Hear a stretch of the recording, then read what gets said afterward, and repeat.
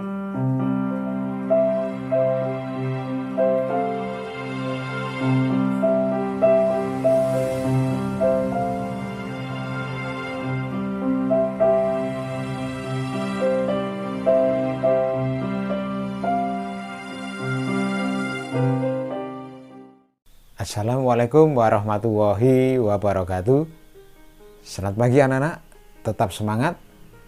Pada pagi hari ini, marilah kita buka pelajaran dengan membaca basmalah. Bismillahirrahmanirrahim.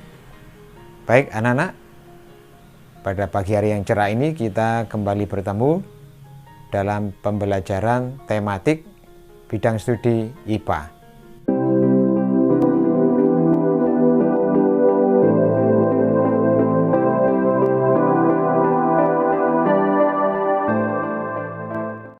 Pada tema 3 ini, kita akan belajar tentang sistem pencernaan, yaitu sistem pencernaan dari hewan dan juga manusia. Tapi, pada pembelajaran awal ini kita akan mempelajari tentang alat pencernaan hewan. Hewan apa sajakah? Coba nanti kita amati penjelasan berikut ini. Tapi jangan lupa like, share, and subscribe.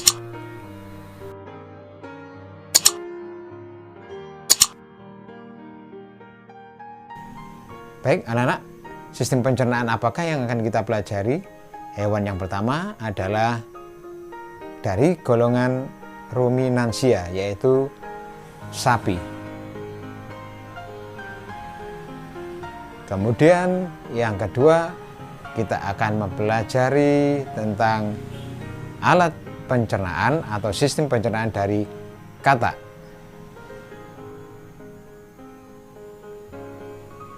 Kemudian yang ketiga, kita akan mempelajari sistem pencernaan dari serangga.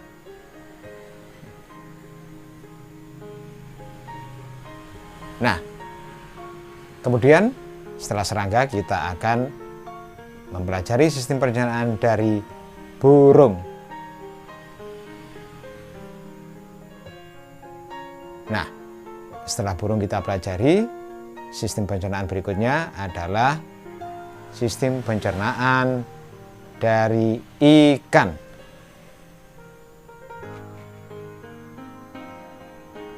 Oke, baik anak-anakku sekalian. Yang pertama, kita akan mempelajari hewan ruminansia, yang dalam hal ini akan saya beri contoh tentang seekor sapi. Mungkin anak-anak sudah tidak asing lagi, karena setiap tahun kita akan melaksanakan ibadah kurban, yaitu dengan seekor sapi. Anak-anak, hewan ruminansia adalah kelompok hewan mamalia yang biasa memamah. Memamah itu artinya apa? Memakan 2 kali, dan dikenal dengan hewan memamah biak. Contoh hewan ruminansia ialah sapi, ada lagi kerbau, kemudian rusa, domba, kambing, dan kijang. Nah, anak-anak sekalian, sistem pencernaan hewan ruminansia lebih kompleks dibandingkan dengan pencernaan hewan lainnya. Pada hewan ruminansia terdapat 4 bagian lambung yang berfungsi secara spesifik. Selain itu, pencernaan makanan pada hewan ruminansia dibantu oleh beberapa mikrob. Mikrob itu adalah bakteri dan protozoa. Mikrob dapat membantu mencerna rumput. Nah, anak-anak, baiklah, kita akan segera mempelajari sistem pencernaan pada masing-masing hewan tadi. Silakan. Baik anak-anak, kita akan mempelajari sistem pencernaan hewan ruminansia. Contohnya adalah seekor sapi. Mari kita amati.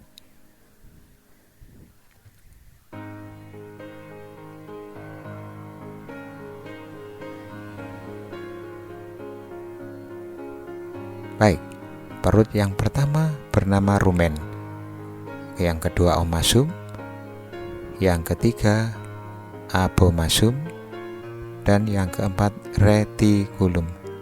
Anak-anak, di manakah letak keempat perut pada sapi tersebut? Kita amati di manakah rumen. Ya, baik. Yang kedua omasum, sudah tahu. Kita amati yang ketiga abomasum dan retikulum. Rumen atau perut besar fungsinya tempat terjadinya pencernaan dengan bantuan mikroba bakteri. Di sini makanan dicerna hingga menjadi bubur dengan gerakan mengaduk yang dilakukan oleh dinding rumen. Pada saat sapi beristirahat, makanan kembali ke mulut dan dikunyah kembali. Setelah dikunyah untuk yang kedua kalinya, makanan masuk ke retikulum atau perut jala. Itulah dari fungsi rumen atau perut besar pada sapi. Kemudian yang kedua, retikulum atau perut jala. Fungsinya adalah di dalam retikulum, makanan kembali mengalami proses fermentasi dengan bantuan bakteri anaerob dan protozoa. Di dalam bagian perut ini terjadi proses absorpsi dan penyaringan benda-benda asing yang masuk bersama makanan sehingga tidak masuk ke omasum atau perut kitab.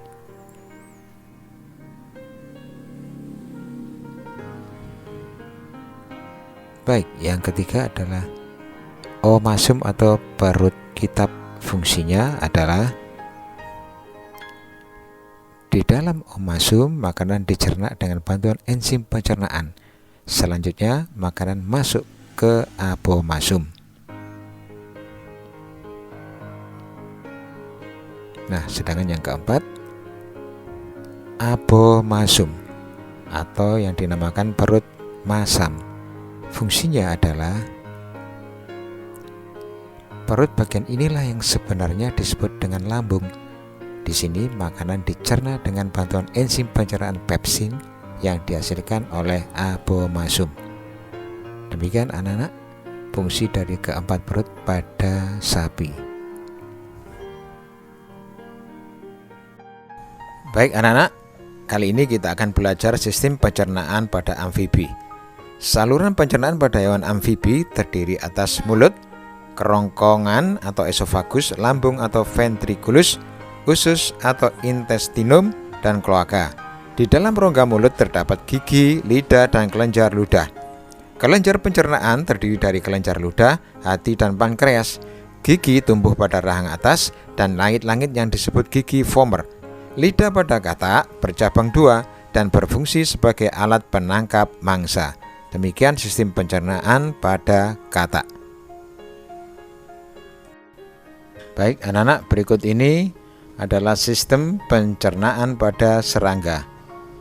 Saluran pencernaan terdiri atas mulut, kerongkongan, tembolok, lambung pengunyah atau empedal, lambung, usus, rektum, dan anus. Mulut belalang terdiri atas beberapa alat-alat mulut, yaitu bibir atas atau labrum, bibir bawah atau labium, rahang atas atau maksila, rahang bawah atau mandibula. Bibir atas berfungsi sebagai alat pengecap.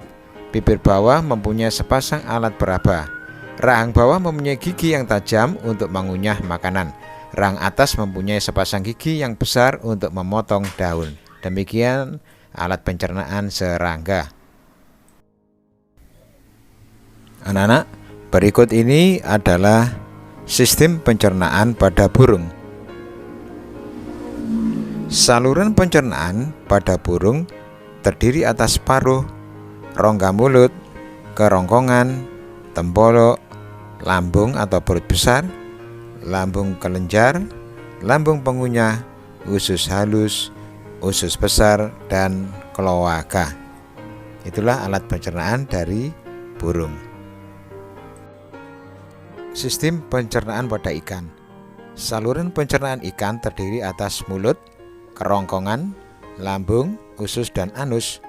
Di dalam rongga mulut terdapat lidah pendek yang berada di dasar mulut. Gigi ikan tumbuh pada bagian rahang atas dan rahang bawah. Bahkan ada yang tumbuh pada langit-langit mulut. Ikan tidak mempunyai kelenjar ludah, tetapi mempunyai kelenjar lendir dari mulutnya. Lambung merupakan pelebaran dari saluran pencernaan. Ikan mempunyai hati, kemudian mempunyai kantung empedu, serta saluran empedu yang bermuara ke dalam usus. Pankreas dan hati bersatu disebut dengan hepatopankreas. Demikian adalah dari pencernaan ikan.